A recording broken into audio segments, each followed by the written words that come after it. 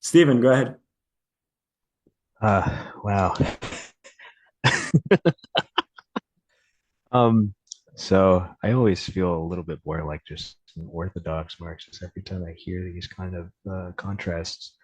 But I'm wondering if you can put this kind of excess of contending values picture in terms of like base versus superstructure, and if you can see a material root for how this excess begins to proliferate.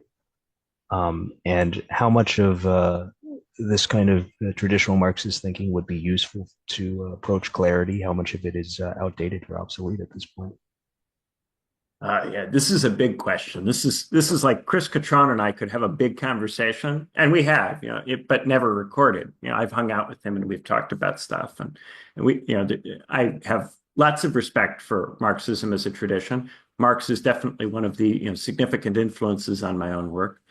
Uh, in my first book, The Chronic Crisis of American Democracy, The Way It's Shut, I talk a bit more about class structure as a potential influence on the pluralism. And I think a lot of this specifically has to do with in the States, we moved from a society which in 1940 had 5% of the population completing an undergraduate degree to a condition in which today it's roughly almost 40%.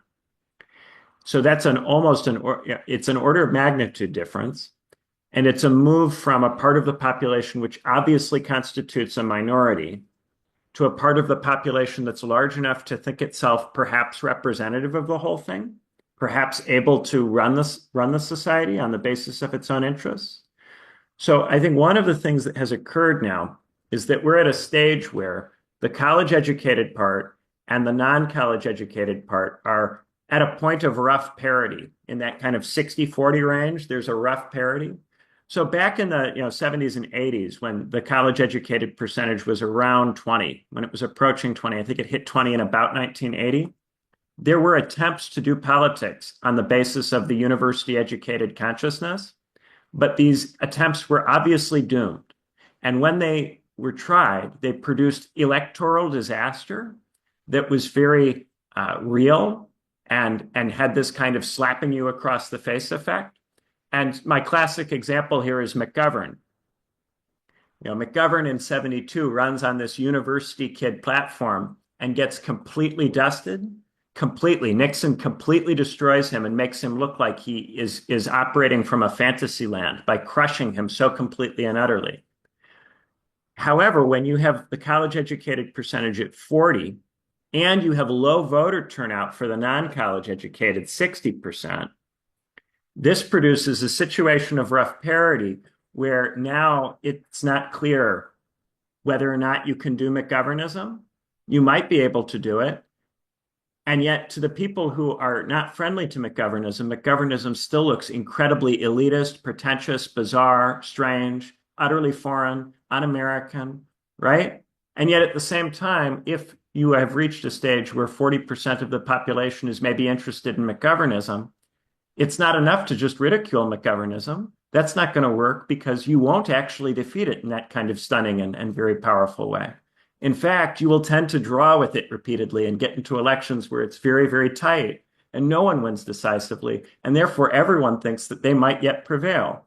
So I think there's at least this much. I think we are at least at a point where it's no longer the capitalist versus the proletariat. It's a split between the college educated and non-college educated, which produces two different whole ways of thinking about the culture and two different value sets. So the university educated people have tried to commandeer and take control of the liberal legitimating abstractions, the terms like liberty, equality, representation. They're trying to decide what those words mean and to deploy them and to use them to legitimate their activity and to delegitimate the activity of their opponents. Meanwhile, the people who don't go to college are increasingly estranged from those terms, experiencing them as alien and coming from people who are seeking to dominate them on the basis of something strange or weird.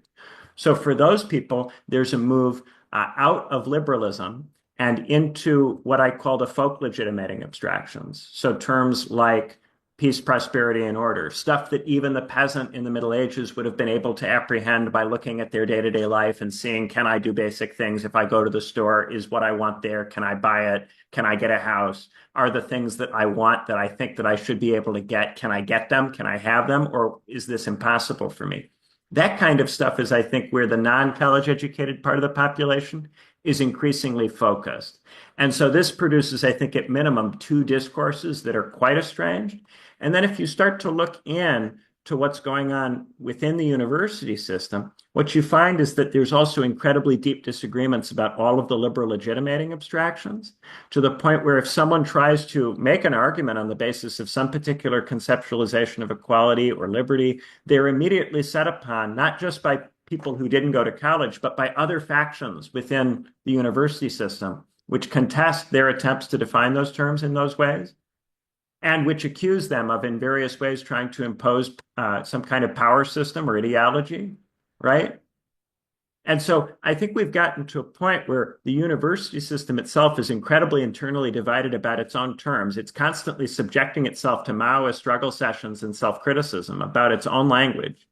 So it's internally divided. There's division within the university system about things like meritocracy, a division about how university jobs are doled out in terms of demographic hiring. There's, viewpoint diversity versus other, demographic diversity, intense debates about a lot of these things, even internal to the university system, though it doesn't quite have the same character as left versus right or traditional workers versus professionals. These are other divisions that I do think are important.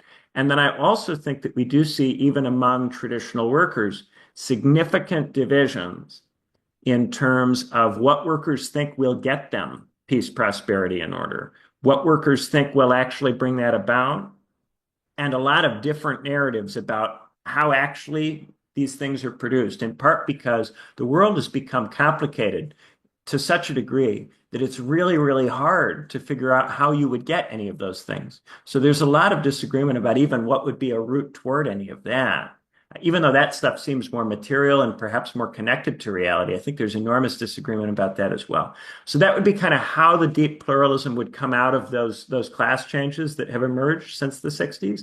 Now, I think you add to all of this the point I make in the new book, which is that if you don't have revolution and there are no alternatives that seem credible to people, this means that disagreements that would otherwise have produced revolution or civil war instead deepen and proliferate. So you can take this at a purely abstract level, ignoring any of this stuff. If for whatever reason you don't have a revolution at the point at which you otherwise would have had it, this should allow disagreement to spread and to proliferate, because it's no longer the case that people have to stop the disagreement to prevent a revolution. So they don't have any stake in making the disagreement end. And that means not only do they have no stake in making the disagreement end, they might in various ways profit from exacerbating it without any fear or concern that by exacerbating it, they might kick off a violent struggle that they can't control that might eventually end in their deaths. So that part of it, I think, would work, even just on the basis of the legacy of the 20th century, the fact that the Russian Revolution did not ultimately spread, and that we got these world wars that terrified and intimidated everybody. And then you add to that what's going on with the professional class and the way in which the growth of the professional class has created an enormous amount of confusion. That would be my materialist explanation for the deep pluralism. And all that's contingent, and it could all change.